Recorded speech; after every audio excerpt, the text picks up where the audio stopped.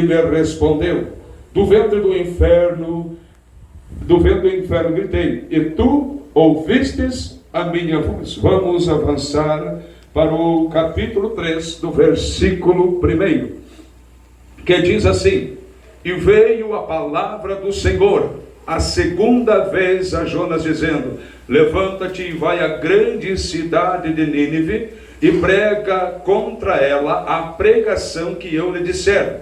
E levantou-se Jonas e foi a Nínive, segundo a palavra do Senhor. Era, pois, Nínive uma grande cidade, de 3 dias de caminhada.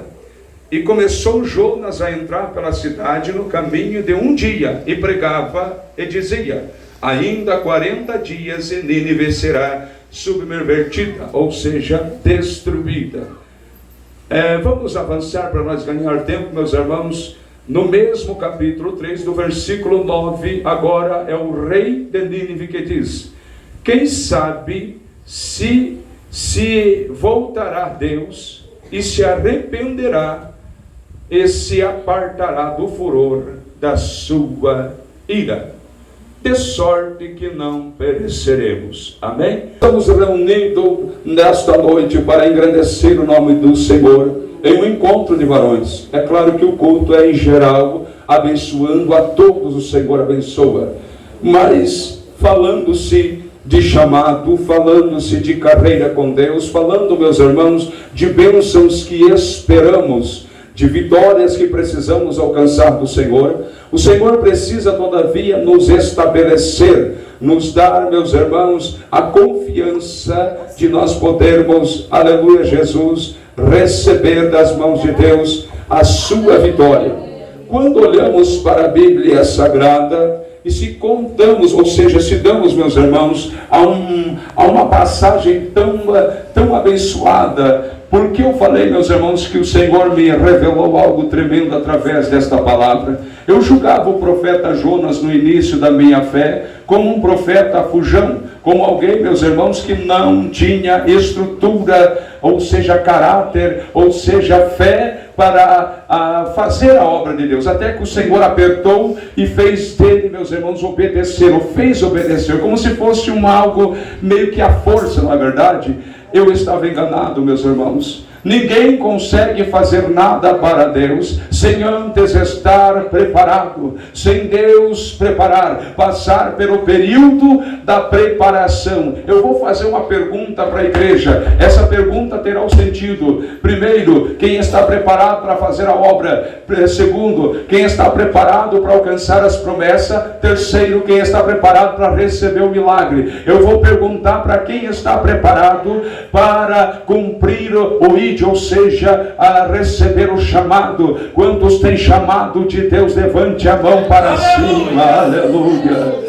Está ciente do processo da preparação, aleluia. Agora você que está se preparando, aleluia, está preparado para receber de Deus estrutura, para receber do Senhor graça. Quantos foram chamados por Deus para viver uma experiência extraordinária? Levantai as vossas mãos em nome de Jesus. Isso. O terceiro, meus irmãos, é aquela pessoa que está preparada para viver o milagre com Deus, aleluia, e está esperando, está numa expectativa extraordinária, porém ainda não aconteceu. Quantos estão esperando para receber o milagre? Levante a mão para o alto, aleluia. Mas você está ciente do processo do milagre? Você está ciente da caminhada que você tem que fazer para poder receber de Deus o grande milagre, o grande chamado,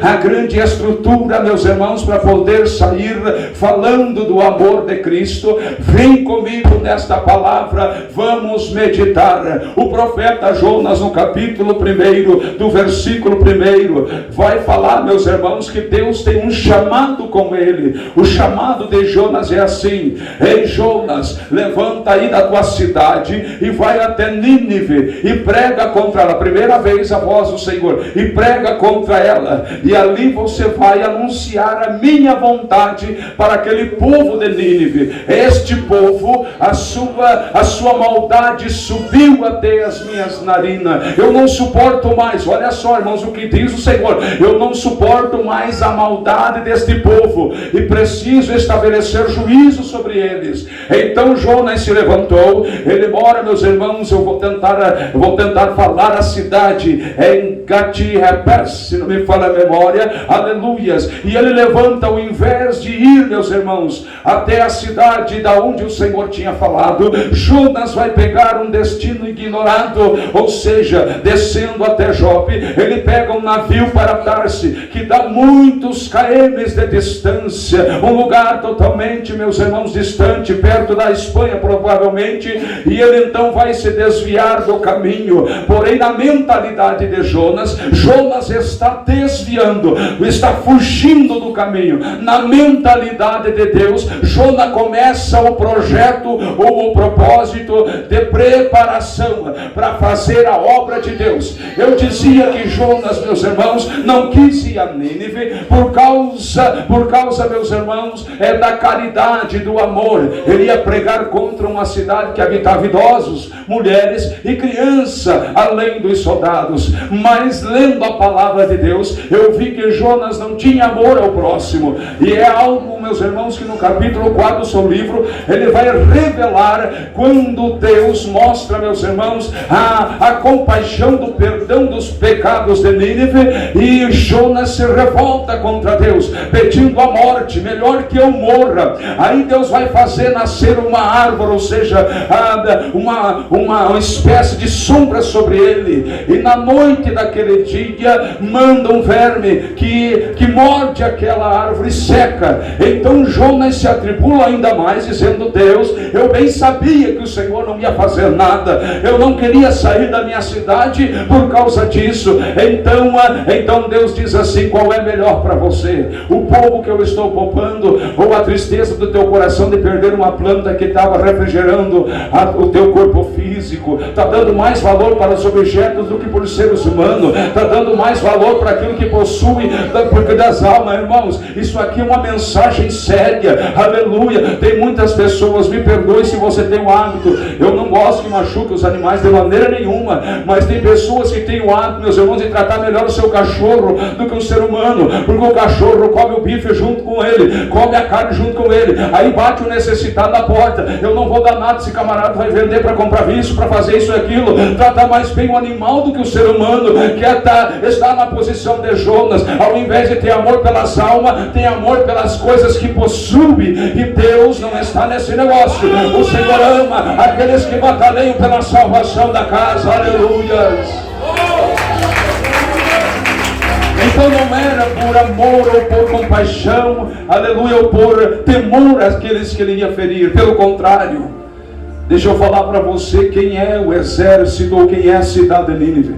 Com 120 mil habitantes, seus muros cabem, meus irmãos, 2 carruagens. São grandes as muralhas. A defesa desta cidade é quase inabalável, não tem como passar do outro lado. Esse povo, meus irmãos, tem aliança com um rei sírio chamado Senaqueribe, com o maior exército do mundo na sua época, com 185 mil soldados. Eles cercam a cidade de Jerusalém. Se não me falha a memória, está em 2 Reis, capítulo 16, se não me falha a memória, aleluias. E eles querem invadir, meus irmãos. É o maior exército do mundo em sua época. A cidade de Nínive é a maior petrópolis já considerada, meus irmãos, estabelecida pelo homem no Antigo Testamento. Uma grande cidade abrigava 120 mil habitantes, aleluias. Quase não tem como transpassar ou passar do outro lado. Nos portões da cidade estavam os troféus que eles ganhavam nas guerras, aleluia. Cabeça de seres humanos estavam ali amarradas, dizendo: se você entrar, não há convite, você vai ficar desta situação, como uma ameaça. O diabo todavia quer fazer com que nós se acovardamos, tentando nos ameaçar, tentando tirar, meus irmãos, a nossa esperança, tentando tirar a nossa perspectiva de grandes coisas. Mas só que nós temos um Deus que renova as nossas forças todos os dias, todos os momentos, todas as horas. Se tem gente renovada por Deus aqui, por favor, glorifique o nome de Jesus, seu glória. Então Jonas teme, e Jonas precisa passar pelas três provações de Deus, requisitos do Senhor. Primeiro, coragem, caráter e resistência. Ninguém vai, meus irmãos, ao campo se não tiver essas três ferramentas em sua vida. Porque quando você fala do amor de Deus, é lindo na igreja, não é verdade? Mas nós temos um adversário que ele fica ao derredor esperando o momento certo para nos atingir. E ele entra sem piedade, sem nenhum tipo de dó, tentando, meus irmãos, te achatar, te amassar, te deixar sem possibilidades. Então o Senhor começa um período de transformação na nossa vida. Homens de fé, fortalecei-vos, aleluia, em tempos difíceis. O tempo difícil não decreta Deus longe de nós. O tempo difícil não decreta Deus distante de nós. O tempo difícil decreta Deus nos carregando para atravessar a dificuldade. Ele é contigo e comigo, Ele está do teu lado. A luta não vai denegrir o teu nome, a luta vai vir, meus irmãos, para que o poder de Deus se aperfeiçoe em ti. Então, se você crê no grande milagre, já vai glorificando, já vai adorando, já vai bendizendo. Palavras sérias, glória, preparação de Deus. Eu quero viver o chamado, mas será que eu estou disposto de passar o processo? Então, na mentalidade de Jonas, eu vou fugir para Tarso. Na mentalidade de Deus, vem que eu vou te preparar. Aleluias. Jonas foge, meus irmãos, embarcando em um navio. Entrou no porão, deitou lá e disse: que caiu o mundo, eu estou tranquilo. E de fato começou uma grande tempestade. Quem conhece a Bíblia vai saber que aquele navio começou a balançar com as ondas que se levantaram, quase maior do que o navio. Empreste, meus irmãos, a se arrebentar. Não, ele não ia virar de ponta cabeça, ia se estourar. E ali, meus irmãos, os marinheiros daquele navio convocavam cada um o seu Deus. Deixa eu falar para você de um Deus falso que quer tirar o que você tem. Eles, meus irmãos, a palavra de Deus diz que eles começam a lançar no mar as suas herdades, as suas riquezas, as suas fazendas, oferecendo aos seus deuses para que parasse a tempestade. Aleluia. É assim que o mal age na vida do ser humano. Ele quer tirar o que você tem, ele quer desestruturar você, ele quer tirar tudo que pertence a você. Fazendo isso, a pessoa fica em um estágio de sensibilidade, com precipitação, tomou decisão precipitada, Deus não está junto, o inimigo chega e a vida da pessoa vai de mal a pior. Mas se invocar o único Deus que pode salvar, pode estar no meio do mar bravo, ele entra no barco, ou seja, ele dá ordem de lá da onde ele está. E quando o discípulo diz assim: se ao Senhor eu tenho dúvida, eu quero que o Senhor me chame, ele diz: então venha. E dois homens na Bíblia que andam por cima da água, meus irmãos. O primeiro é Jesus, que vem de encontro a socorrer os discípulos que padecem. O segundo é Pedro, que confia na palavra do Senhor e anda sobre as águas, até onde a sua fé não começa a ser abalada. Então Deus sempre está na vida do povo. Não precisa perder, não precisa se desfazer. Deus é um Deus, meus irmãos, que é de restituição, de provisão. Ele é um Deus que busca alegrar o coração do seu povo, mas é preciso passar pelo processo. Se não passar pelo processo de preparação, não tem como alcançar a vitória de Deus. Então prepara teu coração aí, porque Deus já está vindo com recursos para a tua vida. Aleluia, Jesus, oh glória. O vento era forte, a tempestade era muito maior. A população daquele navio começou a perceber que existia um tripulante que não estava com eles. Desceram até o porão. E eu serei breve aqui na explicação, meus irmãos, para que nós não perdamos tempo. Aleluias. conversam com Jonas, lançam sortes, vê que ele é o causador. Pedem para ele convocar a Deus. Porém, Jonas está passando por um período, meus irmãos, que nós chamamos de silêncio de Deus.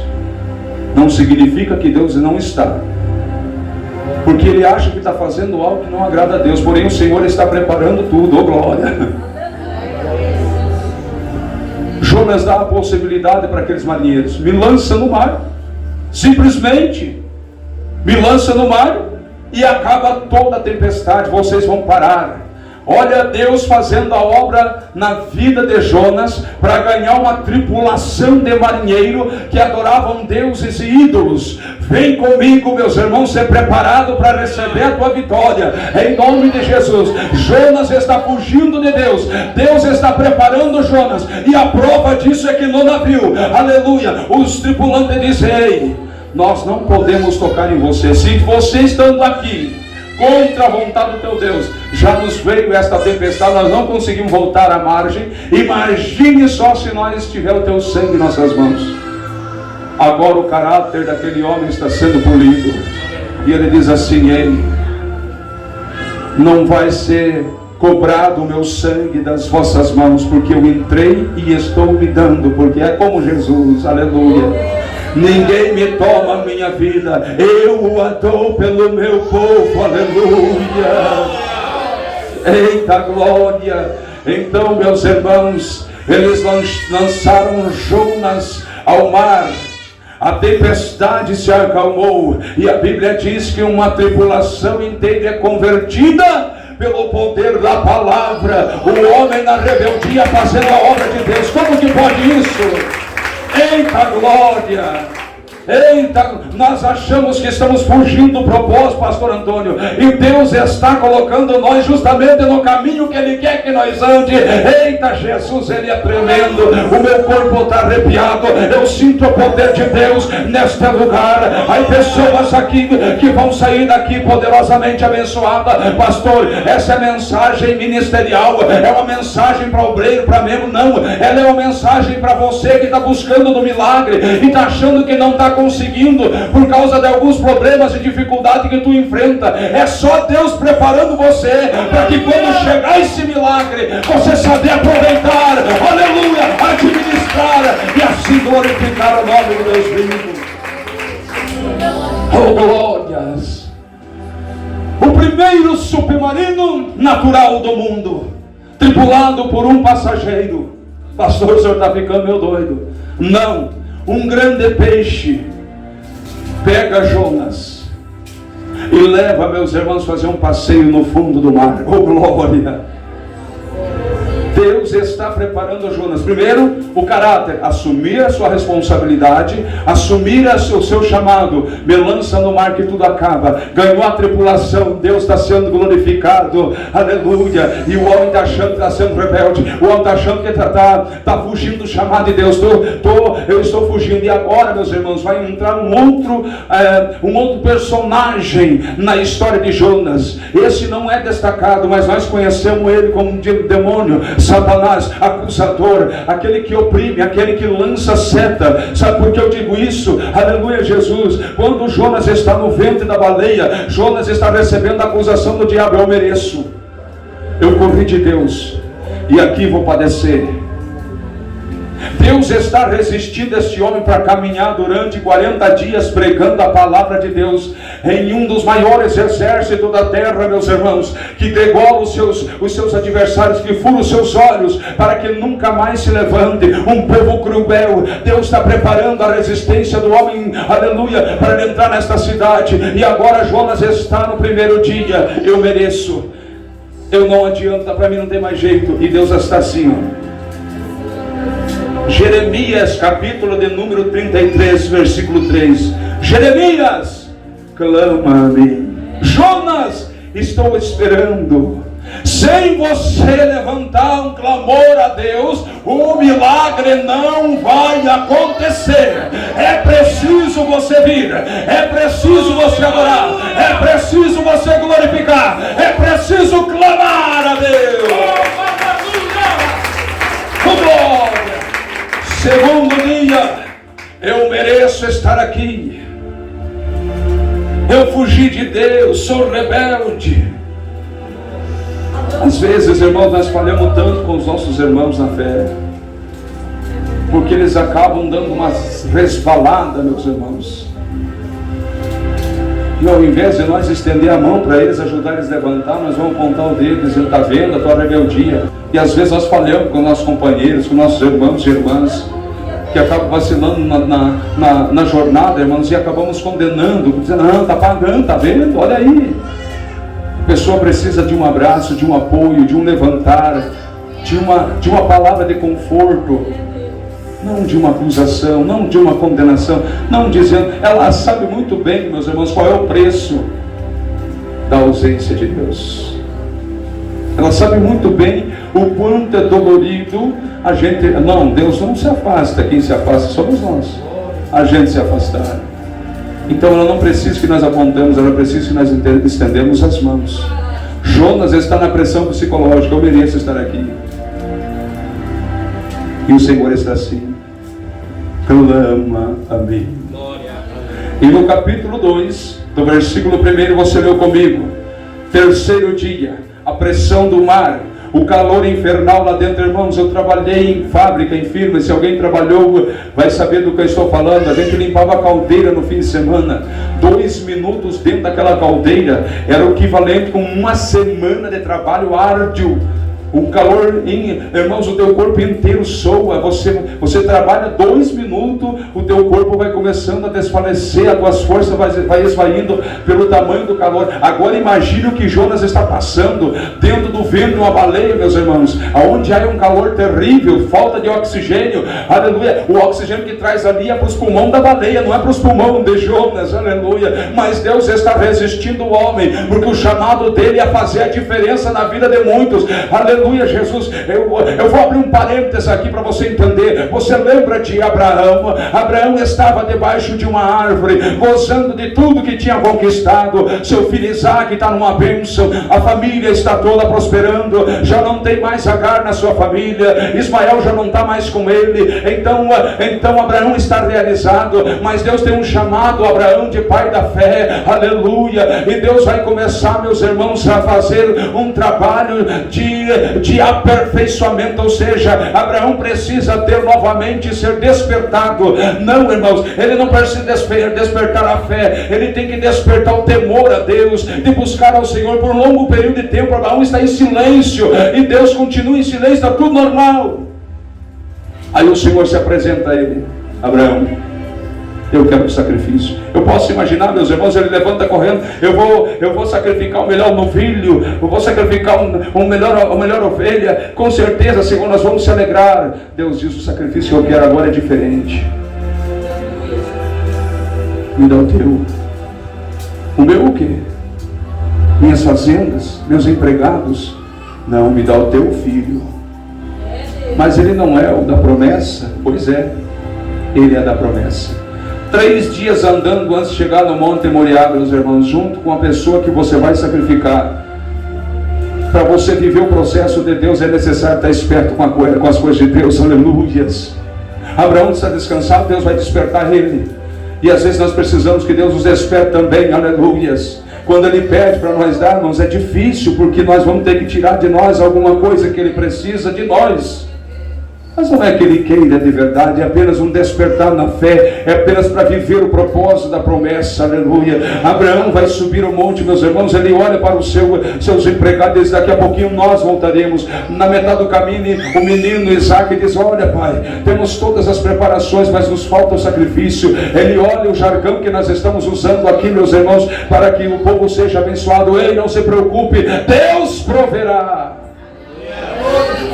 E o menino está sendo preparado para ajudar o pai a ser pai da fé. Quer ver? Você sempre precisa de ajuda. Ninguém sobe ao pódio sozinho. É preciso alguém para te ajudar na caminhada, meus irmãos. Aleluia. Não pense que você é único. Se você tiver esse pensamento, já falhou na chamada. Nós dependemos de uma igreja que ora, de um povo unido, de um povo que está, meus irmãos, disposto a viver o chamado junto com o escolhido.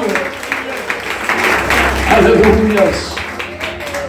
Abraão está preparando tudo, ele coloca o filho, meus irmãos, para sacrifício. Não tem um relato bíblico, pastor Adonia, igreja de Deus, que esta criança ou este jovem vai se escandalizar, vai chorar, vai berrar. Eu posso imaginar Abraão escorrendo lágrima, dizendo: filho, foi Deus. E o filho dizendo para ele: ei, pai, fique tranquilo, se foi Deus que pediu, Ele sabe o que está fazendo.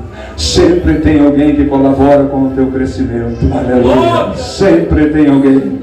Irmãos visitantes, a igreja está colaborando com você, junto com você, para você alcançar a vitória. Deus vai me usar aqui como tem usado esses varões e varoas de Deus para profetizar na tua vida um milagre. Então acredite que você vai receber. Irmãos obreiros, homens e varões de fé, o Senhor está usando cada um para se fortalecer como um grupo, meus irmãos, que louva a Deus juntos. É assim a vida dos que servem a Deus, se fortalecendo junto. Não, mas é o pastor Antoninho que está recebendo a glória. Ei, a glória de Jesus, aleluia. E ninguém tira. Ela brada, calabra, estéreo. Ajuda ele a crescer. Amanhã chegará a tua vez. Oh, glórias. Quando ele levanta o cutelo, meus irmãos, o anjo brada: pare, rapaz, não faça isso. Não precisa, está aqui o sacrifício. E ele abraça o seu filho, meus irmãos. Para viver o propósito é necessário, ou seja, para viver a promessa é necessário passar o propósito de Deus. Clama, Jonas! E das entranhas do inferno ele gritou. Olha só a situação que ele está. E clamou ao Senhor, e o Senhor ouviu a voz. Só que o submarino físico de Deus não vai levar Jonas à praia de Jope, a sua cidade. O Deus vivo que me chama me leva para o propósito a ser cumprido, não leva para outros lados. Então não entenda você que Deus está fechando porta. Deus, lembra do apóstolo Paulo? Eu quis ir para a esquerda, Deus me fez ir para a direita. Eu quis ir para a direita, o Senhor me fez ir para a esquerda. Ou seja, não sou eu, mas é Ele quem manda em mim. E aonde Ele me colocará, eu irei.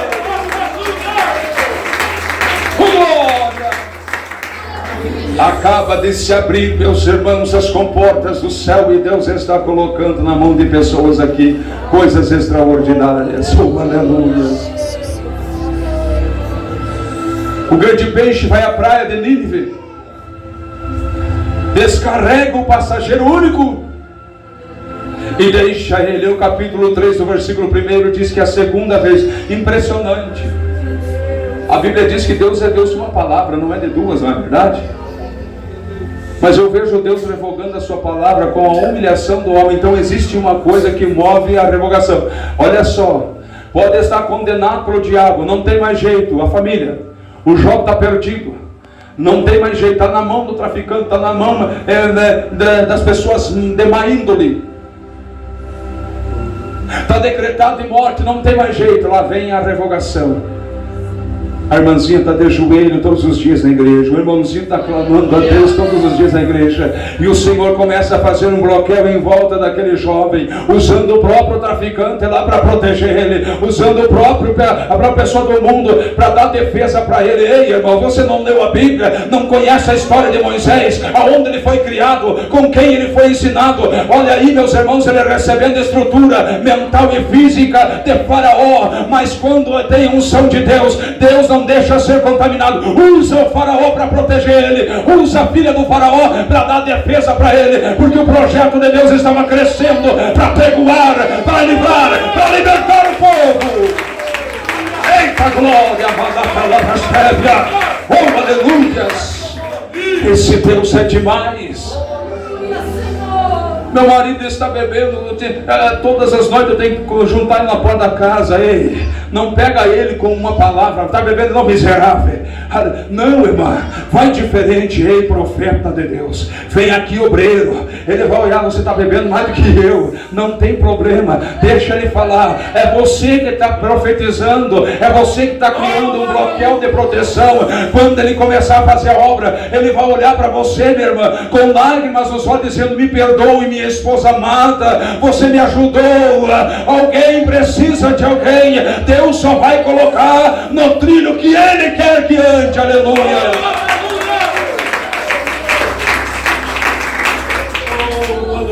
tem projeto, tem que se cumprir o que Deus fala. Então, se Deus prometeu salvação para a tua casa, não fique preocupada, será que vai dar certo? Se Deus prometeu, diga: ei, salvo de Cristo, ei, venha comigo. Mas está lá fazendo o que é errado, está lá pecando, e você vai estar jogando as pérolas aos porcos. Não, você vai estar acreditando naquilo que Deus está mandando pregar, acreditando na palavra de Deus, que é alicerce para a nossa vida, que é caminho para nós seguir, que é, meus irmãos, fortalecimento para a nossa chamada. Aleluia. Agora, Jonas, vai. Jonas tem caráter, Jonas tem resistência, e agora a obediência. Eu vou. Posso imaginar Jonas chegando nos portões de Nínive, meus irmãos. Está lá as caveiras, as cabeças das pessoas decapitadas. Se aproximar que não foi convidado, é morto. Jonas já começa a não punhar o pé para dentro do portão da cidade. Ei, Nínive! Jonas não vai levar arrependimento para os ninivitas. Jonas não vai pregar, meus irmãos, arrependimento. Jonas está levando juízo. Um homem, 120 mil pessoas sendo convertido pelo maior evangelista da história da humanidade. Nem o apóstolo Paulo conseguiu contrair tantas igrejas, porque ele pregava nas cidades, mas nem todo mundo se convertia. Jonas pregou, meus irmãos, 40 dias, converteu toda uma cidade ao poder de Deus. Aleluia. No capítulo 7, meus irmãos, vai falar que os ninivitas, os soldados, as pessoas começam a se arrepender, a se humilhar, a lançar-se ao pó. Eles estão aprendendo o caminho da humilhação. Quem quer crescer, seja humilde. Quem quer receber coisas grandes de Deus, seja humilde. Não deixe se exaltar. A exaltação destrói o caráter do homem, mas a humildade vai na frente da honra daqueles que Deus tem chamado. Oh, glória! Aleluia, Jesus, Deus está forjando hoje aqui. É como se Deus estivesse lapidando diamantes preciosos para o reino. Pessoas que estão me escutando dizendo: mas poxa vida, eu nem sou da igreja, eu nem precisava estar ouvindo isso. Você não sabe o tamanho do chamado que você tem. Há 16 anos atrás eu estava que nem você, carçãozão meia canela, cigarro no bolso, regatona, só não entrava de boné dentro da igreja porque eu respeitava, porque eu sabia que até na mesa para sentar tinha que tirar o boné como respeito. Fui criado dessa maneira. O pastor falava para minha mãe com um ano de cristã: quando teu filho entra aí dentro, eu não vejo um normal, eu vejo um pastor. A mãe falava para mim, eu abusava com ela: mãe, esse camarada está bebendo mais do que eu. Já viu, mas eu não sei nem escrever direito. Como é que eu vou se tornar pregador dessa palavra aí? Não é para mim. Meu filho, não abuse. Mãe, vá para lá, deixa eu só vou visitar. Não quero ser com esse negócio de cristão. Minha esposa tinha realizado um dos meus sonhos, que era ter a filha mulher. Aí ficou pendente o filho homem. Eu falei: eu quero casar. Eu era tão apegado com as imagens que eu tinha uma carteira grossa com idolatria, irmãos, com orações. Era bem apegado com esse negócio, mas não frequentava nada. Eu só tinha no bolso como um sinal de proteção. Agora, ler, se você me perguntar alguma coisa, é como a Bíblia Sagrada aberta no Salmo 91 na nossa casa. Está com as páginas amarelas como um sinal de proteção, mas ninguém leu o que está escrito lá. Ninguém decorou o Salmo 91, aleluias, ou o Salmo 23.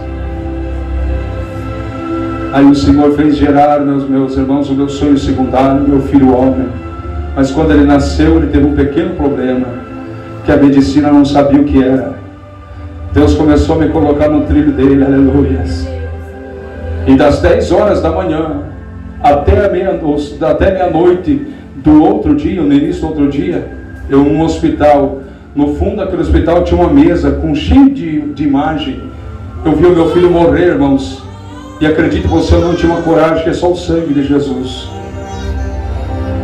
Eu olhar para aquele médico suando em cima do meu filho recém-nascido, com 1 dia de vida, fazendo ele voltar à vida. Eu não tinha coragem de pegar ele e dizer assim: o meu filho morreu, você morre em cima dele, porque eu vi o sofrimento daquele homem. E assim foi, meus irmãos, das 10 horas da manhã até a meia-noite. Eu chegava a perguntar: o que ele tem? Nós não sabemos, abençoado do céu. Teu filho simplesmente deixa de respirar e morre. E aí você está vendo o sofrimento. Eu falei: sim, mas o que é que está causando? Nós não sabemos. Sofrimento, e Deus começou a espremer. 6 horas da tarde, minha mãe já cooperava na igreja Pentecostal Desamor, a qual eu já visitava. O pastor da igreja entrou naquele hospital, orou para o meu filho, minha esposa com 2 cirurgias, com cesariana e laqueadura, porque era muito dificultosa até os bebês. Então, nós estávamos ali, eu com um cigarro que estava em cima da cama. Eu peguei, meus irmãos, quando o pastor entrou, guardei o cigarro em respeito, porque eu tinha, graças a Deus. Talvez seja isso que o meu Senhor concede-me respeito com as pessoas. E ele orou e disse: Deus vai dar o filho de vocês. Mas eu não acreditava mais. Eu já havia planejado como é que eu ia fazer. Uma miséria para enterrar meu filho. Se ia fazer um caixão de madeira, se ia buscar da prefeitura, onde eu ia enterrá-lo. Não tinha mais esperança. O pastor saiu, minha mãe ficou. Peguei o cigarro para tirar do bolso. A minha mãe olhou para mim e falou: nós sempre se deram que, graças a Deus, se eu respeitar minha mãe respeitava. Ela disse: meu filho, faça uma escolha e crie vergonha. Escolha entre o teu vício e o teu filho. Eu estava na pior dor da minha vida, meus irmãos. Eu estava vendo o meu sonho ir embora. É igual a viúva de Naim, dando a Deus para esperança final. Quando a minha mãe saiu, acendi o cigarro, irmãos, dentro do hospital, no corredor eu saí fumando, vence de atribulado. Cheguei lá fora, puxava aquelas tragueadas, aquele tribulado, aquele cigarro, e eu escutei uma voz que hoje eu sei quem foi que falou comigo. Você já pediu para tantos santos lá, nenhum deles te ouviu, não é? Peça para esse nome. Eu falei assim: se esse Deus dos crentes, diante de Deus, irmãos, se esse Deus dos crentes é verdadeiro, e ele tem algum tipo de projeto que nem ele falou comigo, a partir de hoje eu não fumo mais e vou para a igreja, vou fazer a vontade de Deus. Joguei aquele cigarro, meus irmãos, voltei para dentro e vi meu filho até meia-noite, às 6 horas da tarde, a mesma situação. Veio para Pato Branco, eu estava em Clevelândia, 15 dias desta maneira. Só para você ver que o processo ele dói. Mas a chamada grande, irmãos. Quando foi dar alta, o médico olhou para mim, para minha esposa, já dopado de remédio, com depressão pós-parto, eu sofreu demais. Olha, não criem esperanças falsas. O filhinho de vocês provavelmente não vai resistir, ele vai ficar um pouco aí, provavelmente vai dar algum problema nele. Se ele não tiver sequela, braços sem movimento, perna sem andar, sem raciocinar, é provável que vocês venham perder ele. Então você tem que ser forte, pai. Eu, com os olhos cheios de água, olhei para ele e falei: mas eu falei com Deus. Mas amém. Seguimos a caminhada, meus irmãos, diante de Deus. Eu trabalhava na lenha, no mato. Eu chegava em casa preto de carvão. O único que ele sorria, o meu filho, era para mim. Não sei se é porque eu estava pintado de preto, com todo respeito. Quando eu olhava para ele, fazia psst, a criança tornava-se gargalhada, irmãos. O único, diante de Deus. Aquilo me fortalecia, era eu que dava banho nele.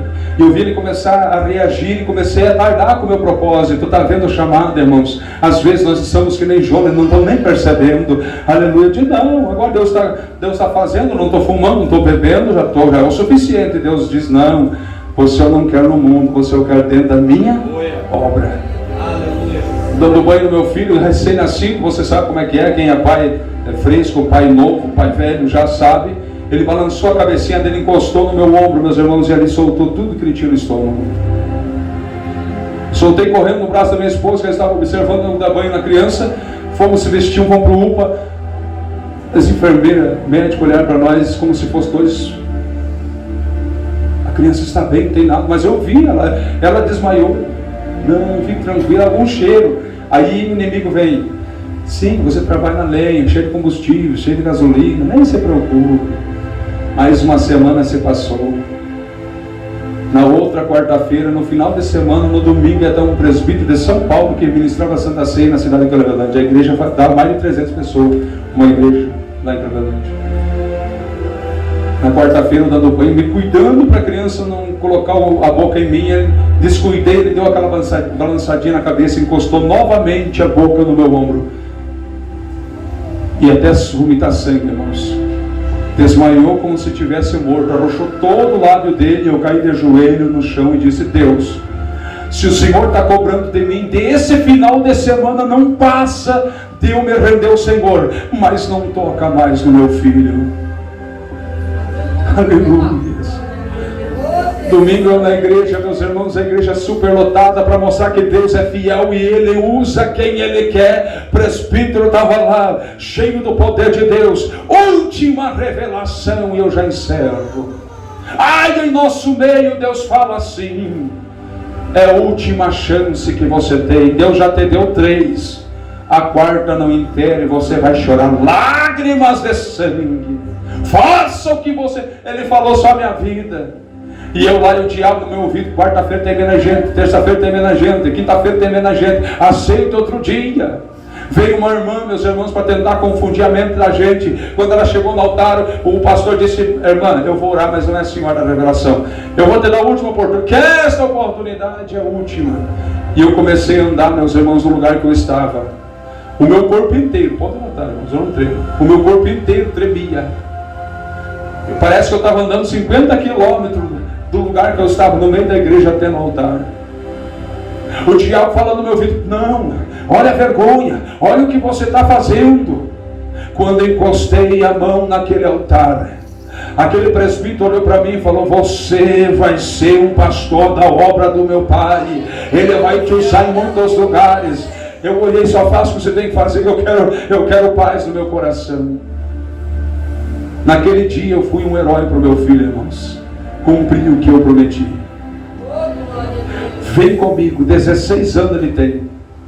Nem sequer o gripe, quando dava a febre alta, encostava no meu ombro e dizia: pai, o Senhor curou a sogra de Pedro com a febre alta, o meu filho precisa também. Sumia a febre, irmãos, diante de Deus. Aleluia. Uma criança hoje com 16 anos, um adolescente, um jovem perfeito, não tem nenhum defeito nas mãos, nas pernas, na mente, muito inteligente, muito forte, maior do que eu já. E o pai dele há 16 anos que serve a Jesus, cumprindo o que Jonas está cumprindo aqui. O chamado pode doer, cumpre o propósito, porque Ele é Deus para fazer a obra do Ele cuida. Eita Jesus, aguenta comigo, irmãos. É um testemunho verídico, não é mentira nenhuma vírgula que eu contei aqui. Deus está de prova, meus irmãos, que tudo isso aconteceu na minha vida. Hoje eu tenho a honra de ter minha filha pregando a palavra de Deus, minha esposa me ajuda, ele ainda está quietinho. Sabe aquele jovem tímido? Certa feita fiquei tão bravo, falei: não rapaz, você não foi chamado, você ganhou a tua família para Jesus, você acha que você vai se perder com esse mundo aí? Mas para, rapaz. Ele olhou: pai, tenha paciência, eu vou, calma. Uma paciência, meus irmãos, que até me encabula, até eu mesmo que sou paciente. Aleluia. Deus honra. Jonas está pregando, uma cidade que está se convertendo. Quando chegou no ouvido do rei, meus irmãos, de Nínive, ele decreta: olha, ninguém, nem homem, nem mulher, nem criança, nem idoso, nem animais pode comer coisa alguma. Vamos todos fazer um jejum de 3 dias.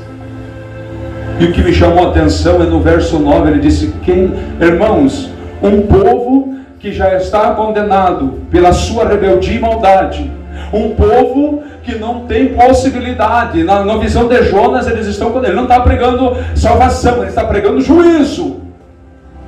E o rei de Nínive diz assim: quem sabe, no verso 9, quem sabe Deus se arrepende daquilo que ele falou contra nós, ninivianos, e não nos machuque. Se tivesse algum agente do diabo no meio deles e dizer: vocês são um grande exército, mata esse profeta, manda ele embora, vamos viver. Mas quando Deus quer trabalhar, o diabo não tem espaço, é espremido por Deus. Aleluia. Oh glória. Esse Deus é maravilhoso. 3 dias de jejum, uma cidade condenada pela morte. é perdoada os seus pecados, é salva por Deus. E ali está, meus irmãos, Jonas, o missionário de 120 mil almas, que se rendeu a Cristo, a Deus, por 40 dias. Quando nós pregamos, uma alma se arrepende, nós já damos um bolo de parceiro, agradecendo a Deus, porque Deus usou nós para levar alguém para a salvação, as boas novas de Cristo. Agora imagine Jonas, não é de estar feliz? Mas quando Deus dá a notícia para ele desfaleceu. Que é isso, Senhor? O Senhor me fez de bobo? Não era para esse povo todo morrer? Eles não estavam tudo maldoso? Agora o Senhor resolveu perdoar eles? O que é isso? Ao invés de Jonas se alegrar, irmãos, pela salvação, Jonas ficou tão bravo, porque se preocupou que Deus havia mandado ele falar: vocês vão morrer. Ele disse assim: não, se vocês se arrepender, Deus vai salvar. Não, irmãos, Nínive, a condenação chegou, a morte é inevitável, vocês vão morrer. Deus não se agradou dos seus atos e atitudes, então morram. E aquele povo que não conhece a Deus, que não teme a Deus, que nunca teve ligação com Deus, vai começando, meus irmãos, a se converter. De um a um, 40 dias, terminou o trabalho da obra. 40 dias, Senhor, 40 dias. Agora eu vou subir lá, no mais alto cume, lá eu vou ficar lá, olhando esse povo todo morrer. E Deus está dizendo: não, Jonas, você não entendeu. Se fosse para matar, eu tinha que ter matado no vento da baleia, ou lá dentro daquele barco. Não, Jonas, você não está entendendo. Eu estou te usando para levar salvação, não condenação. Entendeu tudo errado. Talvez pela pressão do ministério, ele entendeu errado, irmãos. Mas eu venho nessa noite dizer o que Jonas não entendeu. Deus não nos chamou nós para ser condenadores. Deus não chamou nós para ser juízes. Deus não chamou nós para acusar ninguém. Ele chamou nós para levar as boas novas de Cristo. Sabe qual é? Arrependa-se e seja salvo em nome de Jesus. Oh, glória! Jonas é bravo com Deus e tem aquela discussão. Imagine a paciência de Deus com o profeta, meus irmãos. Jonas fez duas orações: a primeira do vento e do peixe, a segunda questionando Deus porque Deus não havia matado aquele povo. Aleluia! E Deus explica: Jonas, é mais importante as almas salvas do que o mundo ganha, Jonas. Não, mas o Senhor fez eu profetizar. E às vezes nós, irmãos, que oramos pela divina revelação, que hoje está se tornando irmãos que oram, e quem não ora está se preparando. Ore com fé, porque esse dom da revelação, daqui mais um tempo, vão querer sufocá-lo. Sabia disso? Tem muitas pessoas que não estão entendendo o processo da revelação, irmãos. Então ore com confiança, porque às vezes a revelação que você passa nem é para juízo, é só para conversão. Aleluias. É só para ajudar a pessoa a entender. Aleluia, Jesus. Então seja fiel naquilo que você pediu a Deus, porque sofreu por esse dom, clamou a Deus. Então passe, se Deus mandou, passe. O cumprir do Senhor, seja feita a vontade de Deus. Não se preocupe. Eu estava no bairro Planalto, aleluia, Jesus, uma irmã louvando a Deus, e eu estava lá preparando o sermão da noite, e Deus começou a falar comigo: meu servo, enquanto você estiver abrindo a boca para falar aquilo que eu te mando, eu sempre vou honrar você nas revelações que eu te passo. Então, com certeza eu vou abrir minha boca. E nunca precisei abrir a boca e dizer: Deus vai pesar a mão sobre você se você não se arrepender. Não é dessa forma. Aleluia. Jesus me deu uma nova vida, irmãos. Terceira série do primário. Sei pouco ler e escrever. Não tive oportunidade de estudo, de trabalhar desde cedo para ajudar a sustentar minha mãe, longe do meu pai, desde os 10 anos de idade, desde os 4 anos de idade. Com 10 anos comecei a trabalhar em serviço pesado, não podia estudar. Quando eu peguei a Bíblia pela primeira vez, disse: o que eu vou falar? E o Espírito disse: fala de mim. Aleluia, pode falar de mim. E eu comecei a pregar, primeira pregação, comecei a pregar viúva de Naim. Contei a história só, não pregar, né? 3 pessoas no culto, e minha mãe e minha esposa. Mas uma daquelas pessoas se rendeu a Jesus por causa deste testemunho que eu contei para você. A irmãzinha grávida do seu primeiro filho, e quando eu terminei de contar o testemunho, ela estava diante do altar chorando, dizendo: pastor, que eu nem era. Eu quero aceitar Jesus porque eu quero meu filhinho vivo. Eu falei, Deus vai dar vida para ele, aleluia. Eu não entendia, mas a medicina disse que a gravidez dela era de risco, que era quase 70% de chance da criança não sobreviver no dia que ela fosse ganhar. E eu acho que hoje a criança já faz anos, né? A criança já está lá jovem, está lá, irmãos, com vida. Tem que ter um começo e tem que acreditar no chamado. Comecei a andar com Jesus e Deus começou a prometer que ia me usar. E eu falei, que jeito o Senhor vai me usar se eu nem sei nem escrever direito? Como é que eu vou pregar? E Deus disse, deixa que eu vou preparar tudo. Ore. Comecemos umas campanhas, oração no monte, oração na igreja, oração na madrugada, e Deus começou a fazer uma obra tremenda. Que misericórdia. E Deus falando, vai, só... E começou a me dar entendimento na sua palavra de uma maneira que eu fico às vezes imaginando, meu Deus, mas eu estou aqui para fazer a sua vontade. Então todo o teu projeto é projetado por Deus. O teu projeto já foi decretado pelo céu, colocou no teu coração, e agora depende de você colocar em andamento. Deus escolheu esse profeta para profetizar em tempos difíceis.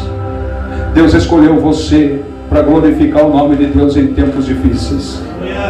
O nome de Deus vai ser glorificado na tua vida, queira o inferno ou não. Você é mais do que vitorioso e vitoriosa em nome de Jesus.